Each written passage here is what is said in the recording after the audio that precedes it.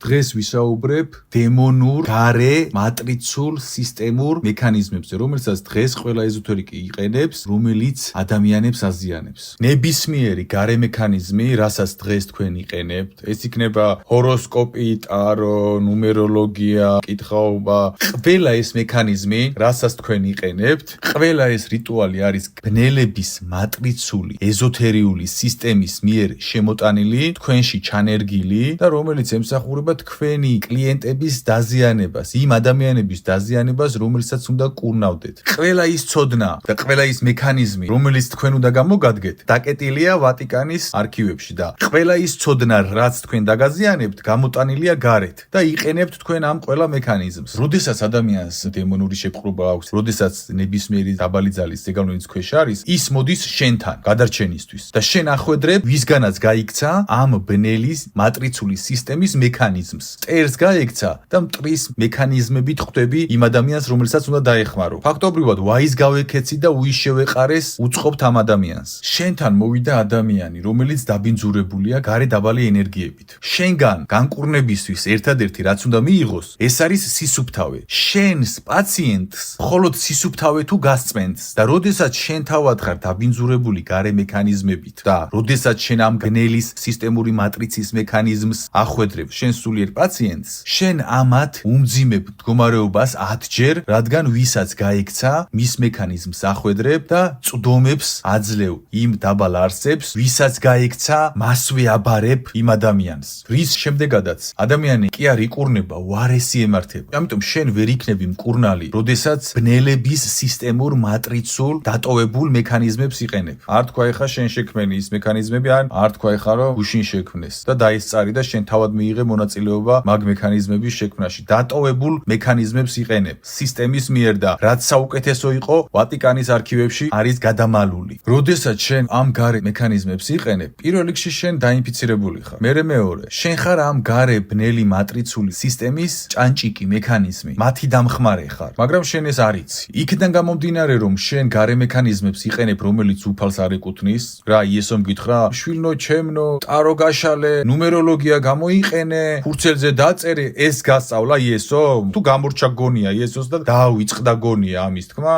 არაფერი იესოს არ დავიწყებია. ყველაფერი გვითხრა, უბრალოდ ჩვენ ამის დანახვა არ გვინდა. შესაბამისად, როდესაც შენ გარე ბნელი სისტემური მატრიცის მექანიზმს იყენებ, მაღალ იერარქიაში შენ ხარ შემჩნეული როგორც ენერგოკრიმინალის ხელშემწყობი. ამიტომ შენი ძირითადი ენერგიები დაბლოკილია, შენ არ მუშაობ მაღალ იერარქიასთან. შენ მუშაობ დაბალ იერარქიასთან, რადგან მის მექანიზმებს იყენებ. ამიტომ შენი განკურნება არ მუშაობს. შენ თავადაც აკვირდები მაგას, ისე არ მუშაობს, როგორც უნდა მუშაობდეს. უпростоრეთ, შენ რაც გგონია, რომ ეს არის განკურნება, ეს არის სასაცილო. შენ არ გჭირდება ადამიანს ან ხელი შეახვა, ან სხვა რამ. დისტანციურადაც უბრალოდ აზრები რო გაუზიარო, შენ შეგიძლია ის განკურნო. შენი ხმით შეგიძლია ეს უბრალოდ განკურნო. შენ თავად ხარ უფლისი იდეალური მექანიზმი. შენს დნმ-შია ყველა ის მექანიზმი, რომელიც უნდა გამოიყენო. ყველა ის ბალახი, ყველა ის ნიშანი, შენ ხარ უფლის მთავარი მექანიზმი. შენი ვიზუალიზაცია უფლის მთავარი მექანიზმი. შენი ხმა უფლის კურნების მთავარი მექანიზმი. შენი ფიქრია უფლის მთავარი კურნების მექანიზმი. შენ ხარ მთავარი მექანიზმი და არა გარე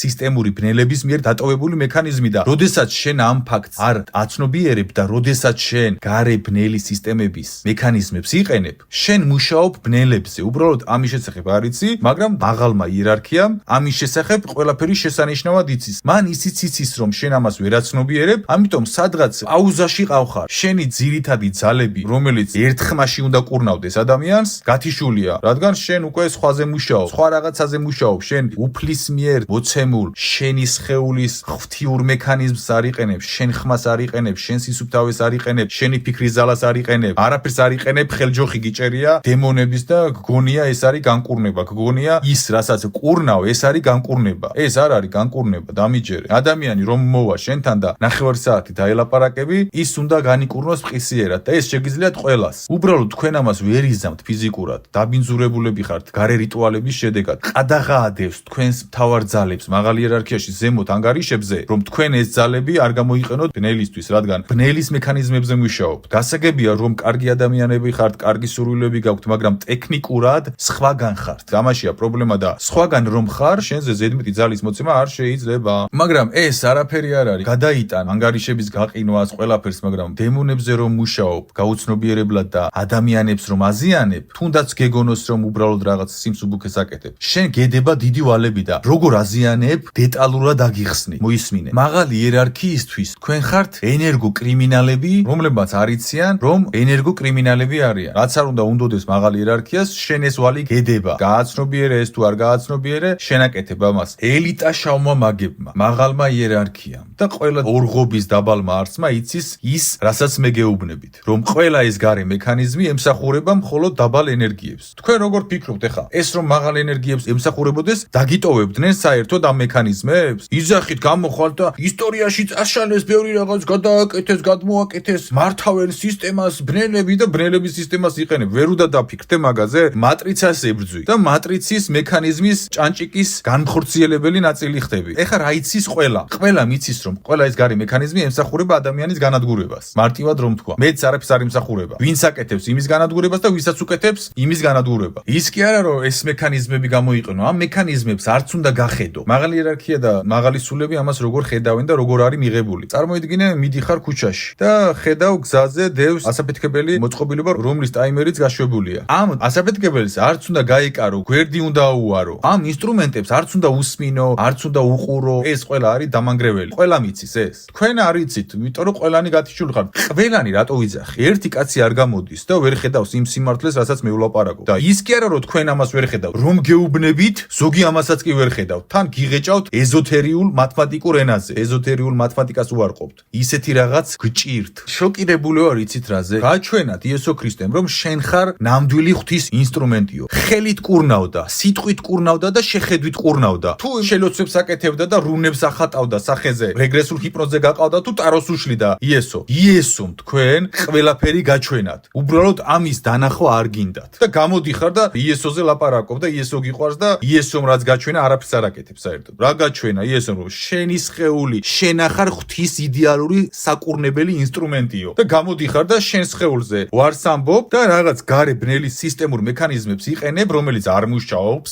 ეს შენ გონია რომ მუშაობს. მოჩვენებითი ფუტლარი შედეგი მუშაობაა ეს. იმ წამს გაჩვენებს თითქოს რაღაც შედეგს და მერე რა იმართება ადამიანს, ეს აღარ გაღელვებს და თან შენი პაციენტი რომ გამუდმებით განკურნებას საჭიროებს, ამაზე საერთოდ თვალებს ხუჭავ და ყურებს იცობ საცობით. არაფერი არ იცი. დაზეპირებული გაკ, დაზოთხული ხარ. სასაცილო ის არის რომ ისიც კი არ იცით, ვინ დაგიტოვათ ეს გარე მექანიზმები, რეალურად ვინ დაგიტოვათ, თორე ვის დაადეს სახელად, გასაგებია ვის დააბრალეს, ვითომ ვინ შექმნა. ის ვინც იცით რომ შექმნა, ისინი არიან მულაჟები. გარე მულაჟები არიან. ის ადამიანები გამტარები არიან იმ მექანიზმების, რაც მათ უკან არსებმა შექმნეს. ეხლა მაგალითად იგივე შეიძლება ვიღაცამ თქვას ჩემზე, რომ იცი რა, შენც მასი არ ხარ? არა, მე არ ვარ ესე გარანტირებულად გეტყვი, რატო? იმიტომ რომ მე იესოს გზას კი არ მივყვები. მე მივხვდი ტექნიკურად, გაცნობიერებით, იესოს გზას მივხვდი. იესოს გზის გარდა რომ არ არსებობს, ამას მივხვდი და არა იმიტომ რომ იესოს ვაკვირდებოდი განსაკუთრებულად. უბრალოდ ესე დაიმთხვა ჩემ ცხოვრებაში, იესოს კი არ ვაკვირდებოდი, მის გზას კი არ ვაკვირდებოდი. უბრალოდ სამყარო მაჩვენა იესოს გზა, ჭეშმარიტება. რომ გარე მექანიზმები ყველა ბნელია, პრაქტიკა მაჩვენა ეს. ხალხს ვუყურებ, ვუსმენ, ვაკვირდები, შედეგებს ვაკვირდები, რა ხდება, როგორ ხდება და მივხვდი რომ იესომ რაც მაჩვენა ეს არის სიმართლე. მერე მივხვდი იესოს,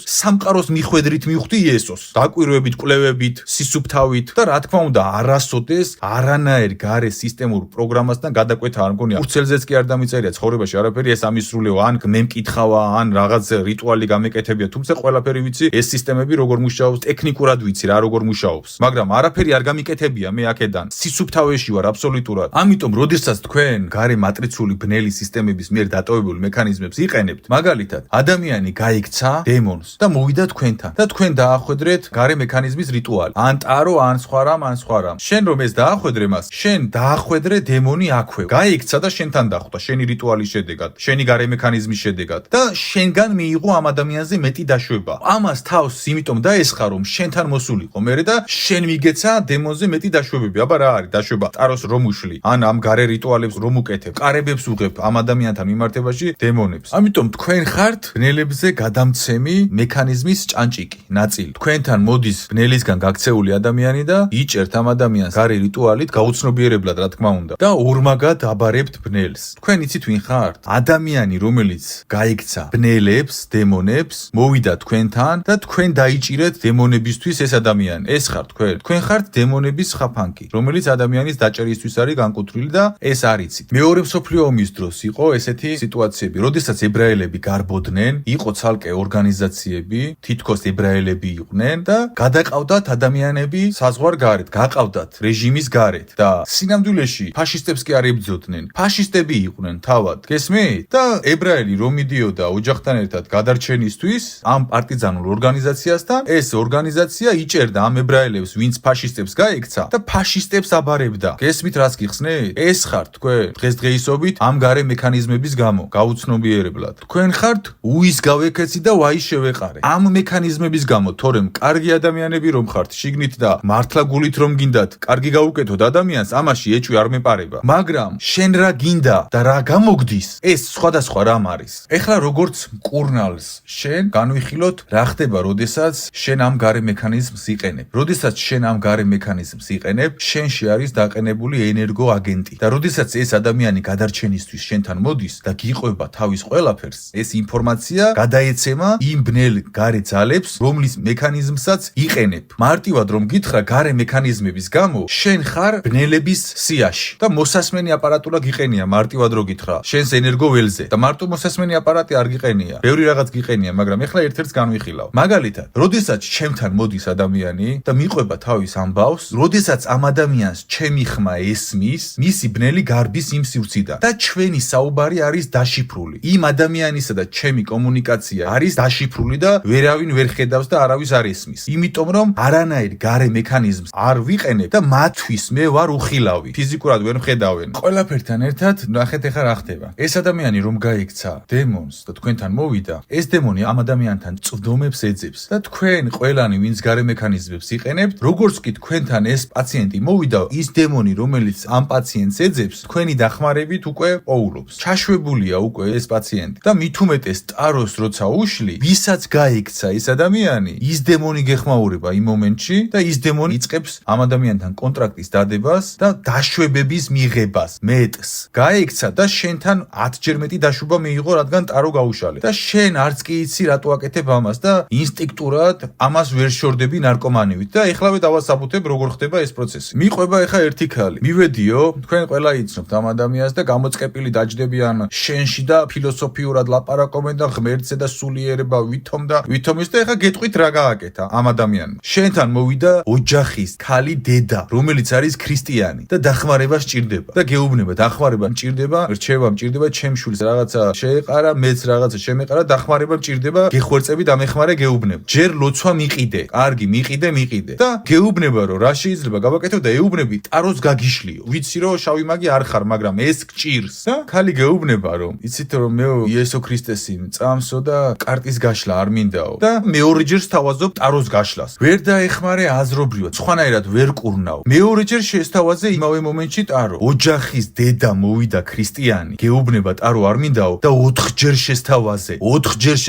ხვდები რა გჭირს? 4-ჯერ შესთავაზე, იმიტომ რომ რაღაცა გმართავს შიგნიდან და გამწარებული უნდოდა იმ დემონს რომ შენ ტარო გაგეშალა მისთვის, რადგან ეს უნდოდა მას და ამ ადამიანს აღმოაჩნდა შინაგანი ძალა რომ არ მინდაო. ბოლოს 4-ჯერ გითხრა, 4-ჯერ ანაირად შესთავაზე. ხვდები რა გჭირს? 4-ჯერ შესთავაზე. ინსტინქტურად გაუცნობიერებლად გმართავს. გამოხვალ მერე და ნებას პატივსცემ იძახი. რა ნებას პატივსცემ? ადამიანს შეიძლება შესთავაზო ერთხელ, მაქსიმუმ სასწაული მოხდეს 2-ჯერ. 4-ჯერ რომ თავაზობ ადამიანს, ქრისტიანს და გიხსნის თან რატომ არ უნდა, მაგ უკვე შენ ნებაზე საერთოდ წარმოდგენა არ გაქვს არაფერი. და კიდევ ბევრი რაღაცაზე არ გაქვს წარმოდგენა, რა თქმა უნდა, უკვე პრობლემაში ხარ და არ იცი ამის შესახებ. შენ თავადაც არ იცი 4-ჯერ რატომ თავაზობ და ეხლა გეუბნები რატომ თავაზობ 4-ჯერ, იმიტომ რომ დემონს გაექცა და ვისაც გაექცა ის დემონი დახვდა შენთან და არც იცი 4-ჯერ გამწარებული რატომ შესთავაზე ამ ადამიანს. როცა ამ ადამიანს სუფთა უნდოდა და დაგიფიქსირა ეს. და ყველაზე ცინიკური ამაში რა არის, იცი? არ ხარ შავმაგიაში. ეს არის ყველაზე ცინიკური. თორე ვინც შავმაგიაშია, ვიცი და მასზე არ ვიტყოდი ამას. არ ხარ შავმაგიაში და ამას აკეთებ. მაშინ ეხლა კითხვას დასვამ, აბა რა უნდა მექნაო?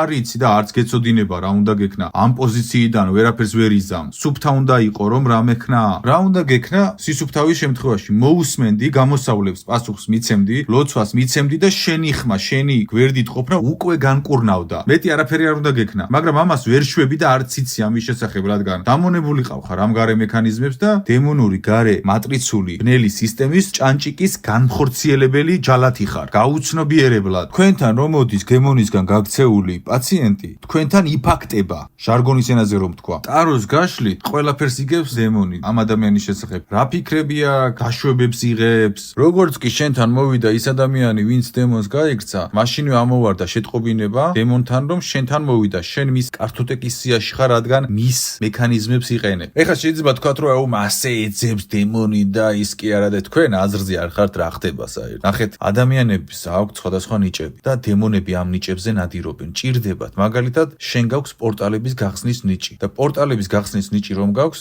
სიზმარხილვაში რაღაც შემოგთავაზა დემონმა. მაგალითად, გითხრა, რომ იცი რა, მე ხან ნამდვილი ისტორიებს ყვები. ამ ძალას მოგცემ, ამას მოგცემ. ოღონდ შენი პორტალის ნიჭი მჭირდება, რაღაც უნდა გავხსნო. ამ დემონს უნდა გახსნას ღვთიური საცავები, გარკვეული დაშვებები უნდა მიიღოს, რომელიც მაღალ იერარქიასთან წინაღობაში მოდის. შენი დახმარებით უნდა, შენ გაქვს ამაზე წვდომა. შენ ჯერ ეს ძალა გახსნილი არ გაქვს. მერე გახსნი. ან არასდროს არ გახსნი, თუ დაიცი. ზოგი დემონი გამწარებული ერთ ადამიანზე ხარჯავს დიდ დროს, რადგან ის ჭირდება, ის ერთადერთი ინგრედიენტი დარჩა თავისი საქმის განხორციელებისთვის. შენ ჭირდები რომ პორტალი გააღო, კოდის გატეხვა ჭირდება, კოდი უნდა მიცე, გესმის? ინფორმაცია ჭირდება, შენგან ჭირდება გარკვეული დაშვებები, შენ ჭირდები, გლეხი ხარ, მაგრამ შენ ჭირდები, გესმის? ან ჩაბარებული გაქვს საგვარეულოდან ენერგო არტეფაქტები, ბაბუა შენი მოძღვარი იყო, ან დიდი ბაბუა ბერი იყო და ისეც ისუფთავეში იყო, უფალმა გადასცა და მე მოკლედ გზელი თემებია, მაგრამ შენზე ნადირობს, გაიგე? ჭირდები და მიდიხარ ეზოთერიკთან და ეზოთერიკი გაბარებს ამ დემონს. შენ რომ იქ ტარო გააშლევინე და რაღაცეები გააკეთებინე რიტუალები, მე უკვე სიზმარხილვაში გმართავს და სიზმარხილვაში გიგვარებს. პორტალის გახსნევინებს, მე შეიძლება ვერც ამას მიხვდე და მე უკვე შენ დაიწყო ტაროს გაშლა, ან რაღაცეები გააკეთო და მოკლედ. ესე ნადირობენ თქვენზე და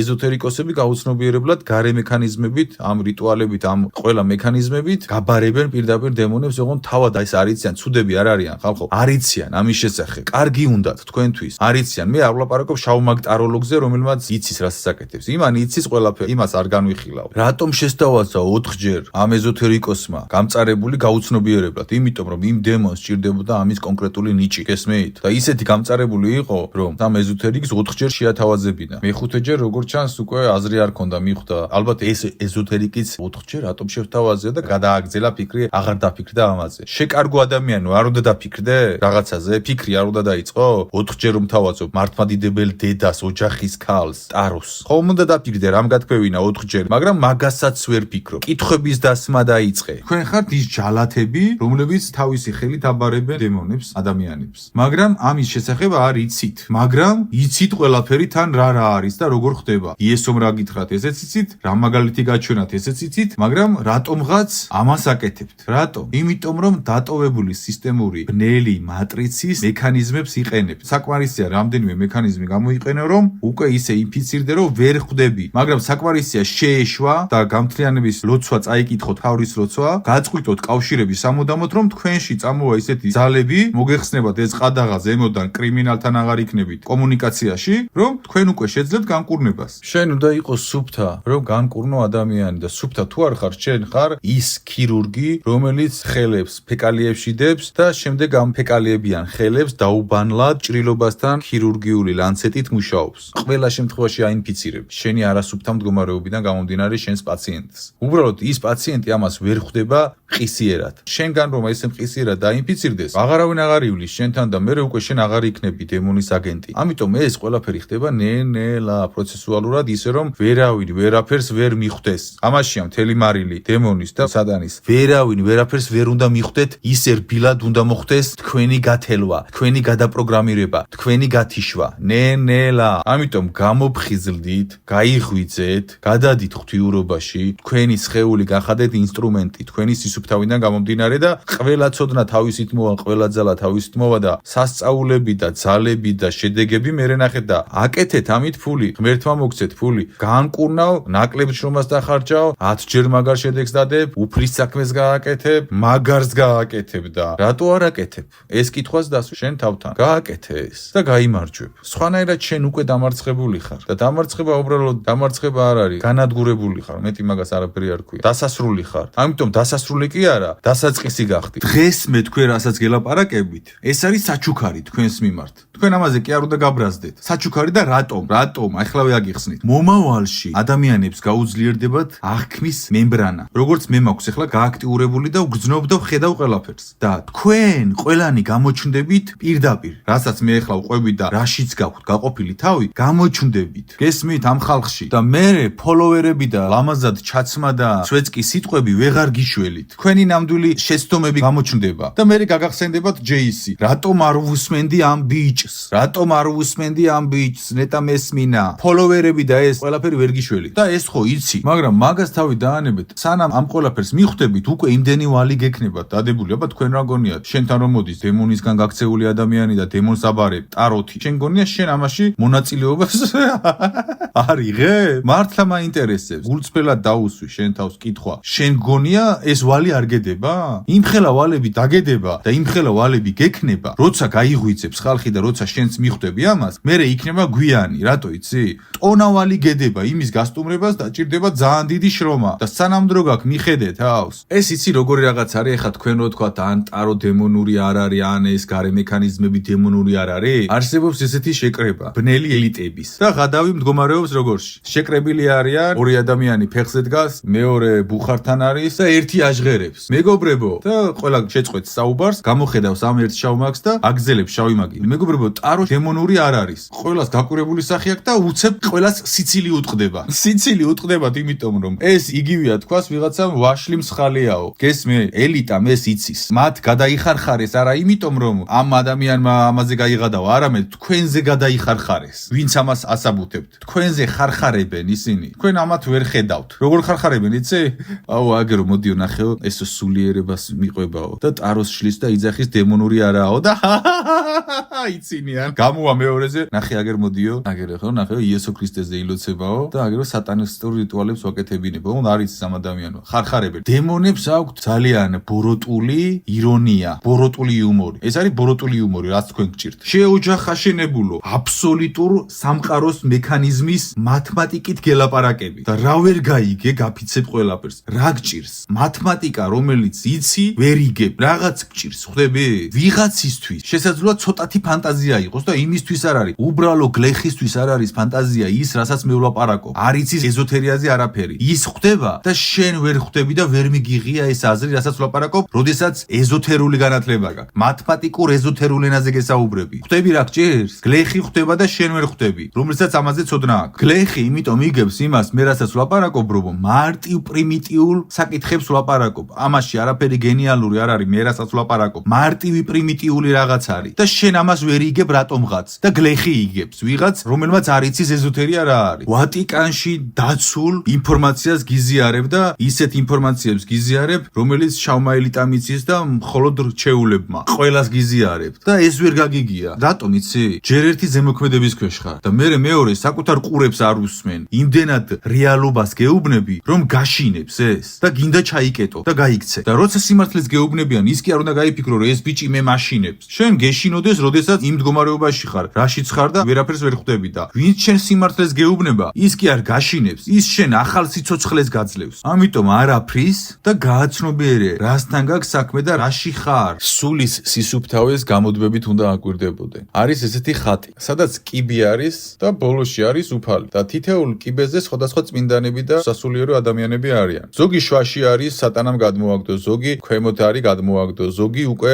თითქმის მივიდა გადმოაგდო და ზოგი წმინდანი და ზოგი სულიერი ადამიანი უკვე ხელს კიდებს უფალს და 1 სანტიმეტრია დარჩენილი რომ გადავიდეს უფლის სახში და იქედან გადმოაგდებს სატანა. რისი თქმა უნდა ამით ხატმწერს, რომ გამუდმებით უნდა ადევნო თვალყური შენს ეკოლოგიურობას ამ სამყაროსთან მიმართებაში. გამუდმებით. ის კი არა მივახციე მე რაღაც ცოდნა და და იფოფრო. არა, თავმდაბლობაში უნდა იყო, რომ შენ არ შეცდე. ყოველთვის უნდა ადევნო თვალყური საკუთარ მდგომარეობას. შენ უნდა იყოს სამყაროსთვის ეკოლოგიურად სუფთა. შენს ამ ეკოლოგიურობას გამუდმებით უნდა ადევნო თვალყური. ეს რომ მოახერხო, უნდა დასვა კითხვები, რომელი არის უფლის მიერ დატოვებული მექანიზმები. შემდეგ გახსენდება იესო. გახსენდება და აღმოაჩენ, რომ იქ არც ტაროა, არც ნუმეროლოგია, არც რეგრესული ჰიპნოზია, არც სხვა დანარჩენი არ არის. თუ ეხლა გონია იესოს გამორჩა ყველა ეს ცოდნა და არ იცოდა, ამაზე მეტი იცოდა კი არა და იესომ ყველაფერი იცოდა. უბრალოდ გაჩვენა სუფთა მაგალითი და შენ ამ სუფთა მაგალითს ვერ ითვალისწინებ და არა ეკოლოგიურად ცხოვრობს სამყაროსთვის და სამყარო შენზე შესაბამისად რეაგირებს, რა თქმა უნდა. და მე გამოხვალ და 100 წლის შემდეგ, 200 წლის შემდეგ, როცა გარდაიცვლები, ეტყვი უფალს, რომ უფალო მე არაფერი არ ვიცოდი. რა არ იცოდი? შვილი გამოგიგზავნა, ჯვარზე გაკვრის საშუალება მოგცათ იმისთვის, რომ რაღაცეები გაგეცნობიერებიათ. მიდი ეხლა და გააკვირებინე შენი შვილი ჯვარზე. კარგი მაგალითისთვის. მე რომ მოვიდნენ და გითხრან, არ ვიცოდი მე ეს ყველაფერი. ფაქტობრივად შენ ეუბნები უფალს, რომ ტყუილ უბრალოდ გააკარი შვილი ჯვარზე. ამ ყველაფერს შენ გააცნობიერებ, როდესაც უფლის წინაშე დადგები. უფლის წინაშე არც დადგები. უფლის მექანიზმების წინაშე როცა დადგები. გამოცანა გვეკითხება, რომელი უფრო მძიმეა და რთული? იარაღის ლულას ჩახედო თუ უფალს ჩახედო თვალებში, როცა არასწორი ხარ. როცა ჩახედა უფალს თვალებში და ყველაფერს გაჩვენებს სიტყვის ამოუღებლად. შენ გონია ამ ყველაფერს მიწისეული, გარემონტებული სიტყვებით აუხსნე, როგორც დღევანდელი მოძღვრები არემონტებენ და თქვენ როგორც არემონტებთ? ესე გაარემონტებთ გონია? ვეღარ გაარემონტებ, ხმასაც აღარ ამოიღებ. ამაშია პრობლემა. უფალი ისე გაჩვენებს ყველაფერს, რომ ხმასაც აღარ ამოიღებ. აზრი არ იქნება ხმის ამოღებას. ყველაზე ჭეშმარიტად იცი როდის მიხვდები ყველაფერს? როცა დემონს ჩახედავ თვალებში. აი მაშინ მიხვდები ყველაფერს. შავი მაგები თქვენ ხო ხართ? არასდროს არ ჩაგიხედავს დემონისთვის თვალებში? არ გინახავს როგორები არიან, რას აკეთებენ, რა ხასიათები აქვს? ხო აკეთებთ ამ რიტუალებს, ხო ამ ამბებში ხართ და მე რომ გიყურებთ თქვენ, საერთოდ არ იცით როგორები არიან ისინი. საკუთარ პატრონს არ იცნობთ. გესმით? ამაშია თქვენი პრობლემა. თქვენ უბრალოდ აგილაგეს სვეცკური შავი მაგია და ამ სვეცკურ შავ მაგიას მიყვებით და არავინ არ გახედებთ სიმართლეში. იმიტომ რომ იმ სიმართლეში რომ ჩაიხედო, შოკირებული იქნები და მოსულიერება დაგჭირდება. ის კი არა რომ რაღაც შავმაგიური რიტუალი გააკეთო და მაშინ ღმერთო ბიშველი. აი ამ კონდენციაში იქნები, გესმის? არ იცი შენ, არ იცი. შენ ეს რომ იცოდე, ამ ნაბიჯს არ გადადგამდი. ამას წინად სკროლავდი და ამოაგდო ერთი ამბობს, ეს ჩვენი არჩევანია, ჩვენ ვიცით. სერიოზულად ამბობ? მოდი მარტივად აგიხსნი ყველაფერს. წარმოიდგინე ისეთ განვითარებულ, ცივილიზებულ, სულიერ სამყაროში ვცხოვრობ და ეს დადგება აუცილებლად მალე, სადაც გაქვს არჩევანის თავისუფლება, რა თქმა უნდა. სადაც შეგიძლია აირჩიო შავი მაგია და შეგიძლია აირჩიო უფლის გზა. ერთ მხარეს არის წარმოუდგენელი შესაძლებლობები სკოლაშიც გასწავლიან, როგორ გახდე ღვთიური, როგორ მიაღწიო ზეძალებს, სამყაროს ინფორმაციებს დაუკავშირდე, უფლის ინფორმაციებს დაუკავშირდე, გახდე დიდებული, 1000-ჯერ დიდი ძალა გქონდეს, ოფიციალურად რომ იყოს. და მეორე მხარეს არის შავი მაგიის არჩევანი, სადაც მოკლედ შენ შეგიძლია აირჩიო სატანა, დაგიმონებს სატანა, გამოგიყენებს, საზოგადოებისთვის იქნები ცუდი, სამყაროსთვის იქნები ცუდი. ხო და ნახეთ, არის ორი არჩევანიო. შეგიძლია შეხვიდე დემონების სკოლაში, სადაც მონად წაგასხამენ, არაფერს არ წარმოადგენენ, გამოგიყენებენ, ფეხებს შეკაწმენდენ და მერე შეგჭამენ და კიდე 1000 კოშმარს გაგიკეთებენ. აქეთ არის, სადაც ყველაფერი საუკეთესო გელოდება. და ეს არის ოფიციალური სახელმწიფო სკოლა. თქვენი აზრით, რომელი ჯანმრთელი გონების ადამიანი შევა დემონების სკოლაში? არც ერთი.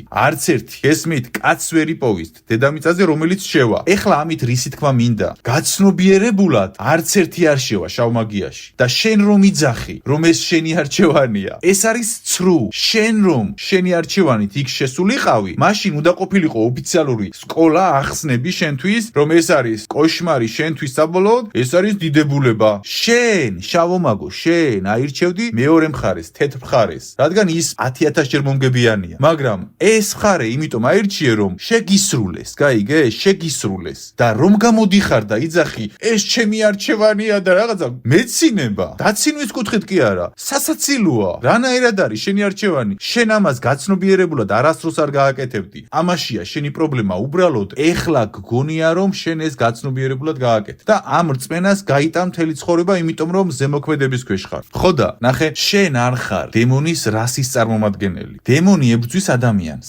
შენ გიყენებს ადამიანების განადგურებისთვის, დამონებისთვის. შენ მისთვის მონახარ ავტომატურად. ნახე, დემონი ებრძვის ადამიანებს. მაგაზე ხო უთანხმდებით, ხო? ადამიანები მისთვის არის მტერი. შენც ადამიანი ხარ. შენ გიყენებს დროებით პლატფორმად, ფეხებს გაწმენდს. შენ მისი მტერი ხარ. პატრონი არ ყავთ, ვინმე რო გითხრა სიმართლე, თქვენც. ხალხის პატრონი კი არა, თქვენი პატრონიც არავინ არ არის, გესმით? თქვენი ლიდერი, შავი მაგები გატყუებენ თქვენ. იმათ ისი აქვთ გაყოფილი თავი, იციან რომ ვერ გამოყოფენ უკან თავს. ისინი თქვენ გატყუებენ, რომ ვითომ ესია მაგრად ვართ, ყველაფერი მაგრად არის, გატყუებენ, გესმის? რეალურად შენ შეიძლება მემთვლიდე შენს ბრჭყალებში მტრად, მაგრამ შენი მოყვარე გამოვდივარ მე რეალურად. რადგან ისეთ რაღაცას გეუბნები, რასაც არ გეუბნება ის შენი ლიდერი შავი მაგები, რომლებსაც უსმენ. ის არ გეუბნება იმას, რასაც მე გეუბნები. ამაზე საერთოდ არ გელაპარაკება. ამიტომ აქ უკვე უნდა დაფიქრდე, რომელია შენი მოყვარე. რეალურად თუ გონება ყოფნის, უნდა დაფიქრდე ამაზე. რა თქმა უნდა, ბედნიერი ვერ იქნებით. თქვენმე ვერ მაჩვენებთ ერთ შავ მაგს, რომელიც ბედნიერია. მოდი მარტივ სტატისტიკას აგიხსნით. ადამიანები, რომლებიც შავ მაგებთან იყვნენ, ყველა ერთი და იგივეს აჟღერებს.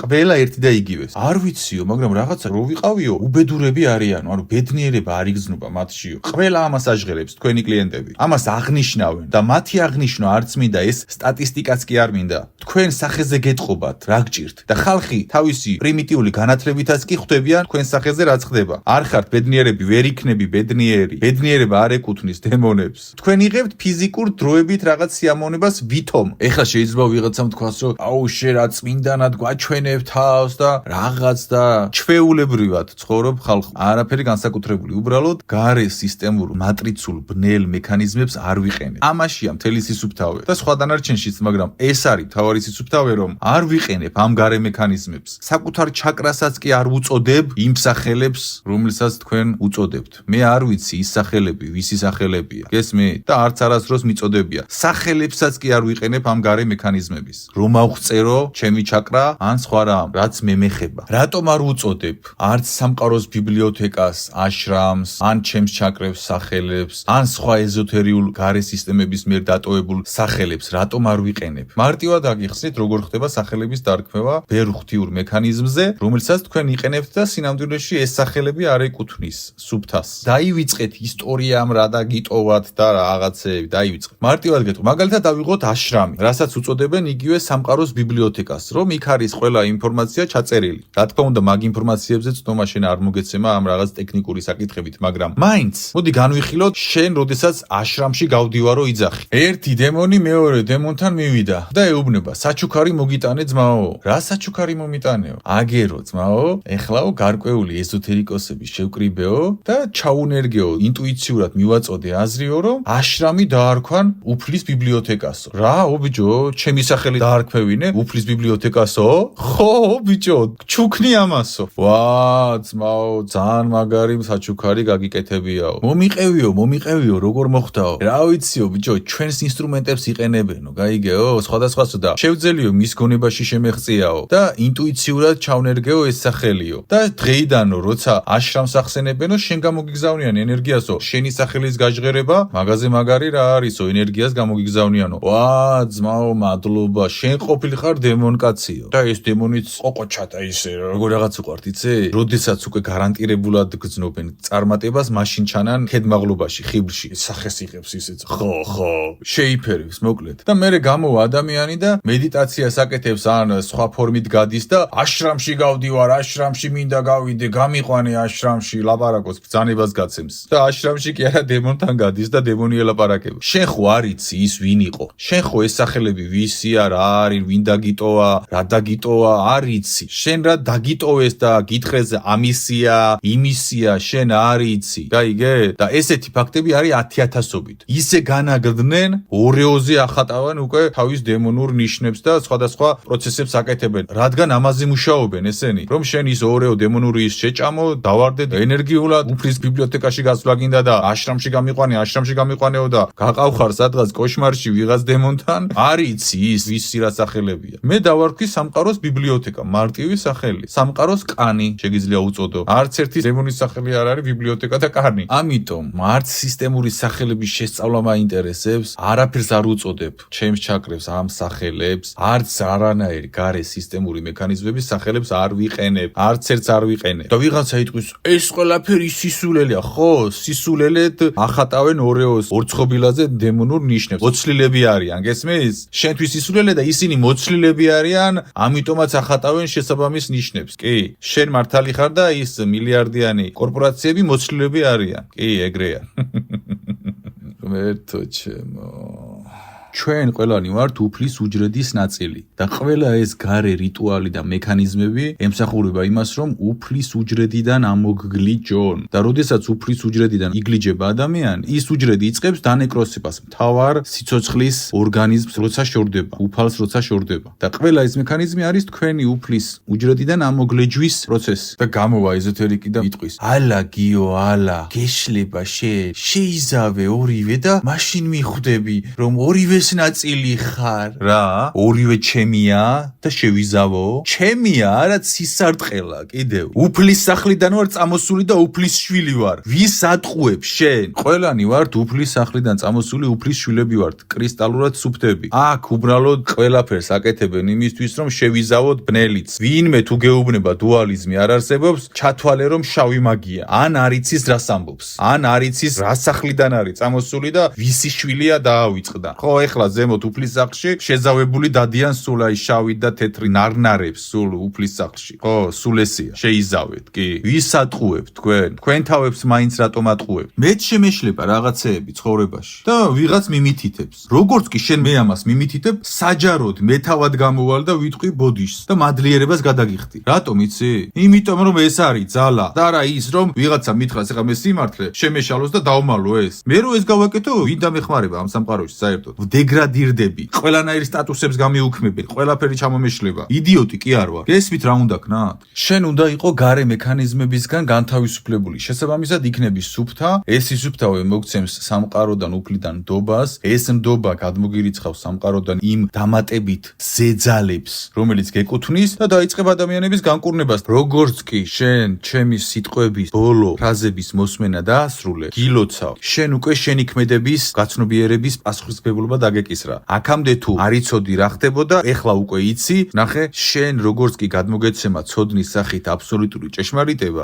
შენ გჯერავს თუ ამის არ გჯერავს შენი შემდეგი გადაწყვეტილება 100 მაგათ და 10,000 ჯერ ძვირად შეფასდება სამყაროდან რატომ იმიტომ რომ შენ გადმოგცა სამყარომ ჭეშმარიტი აზრი და რამემ შეგიშალა ხელი თუ ვიღაცამ თავში გადაგარწმუნა თუ გადმოგარწმუნა ეს უკვე არავის არ აინტერესებს შენ გითხრე სიმართლე მორჩა ამის შემდეგ უკვე შენ გაცნობიერებული ხარ შენ წარმოდგენა მაინც თუ გაქვს რამხელა ძალა დაიხარჯა იმისთვის რომ ჩემამდე ეს ინფორმაცია მოსულიყო და მე შენთან მოსულიყო ეს ინფორმაცია წარმოდგენა მაინც თუ გაქვს რამხელა ბრძოლები გავიდა ზემოთ იმისთვის რომ ეს ინფორმაცია შენთან მოსულიყო რამდენი ბრძოლა გავიარე მე იმისთვის რომ ეს ინფორმაცია შენთან მოსულიყო ამ ცოდნებზე იმუშავა ძალიან ბევრმა და ძალიან დიდი ბრძოლები და მთელი რიგი პროცესები ჩატარდა რომ შენამდე მოსულიყო და შენთან ეს ცოდნა როგორც კი მოვიდა შენ დაგეკისრა გაცნობიერების პასუხისმგებლობა ამიტომ ჯობდა არ მოგესმინა ეს ვიდეო თუ არ გინდოდა ამ ყველაფრის შეგნებულად მიღება უკვე გვიანია შენ უკვე გეკისრება გაცნობიერების პასუხისმგებლობა რადგან ჭეშმარიტი გაგიჟღერეს ამიტომ ეწიე სწორ გზას და ღვთიურ გზაზე იარე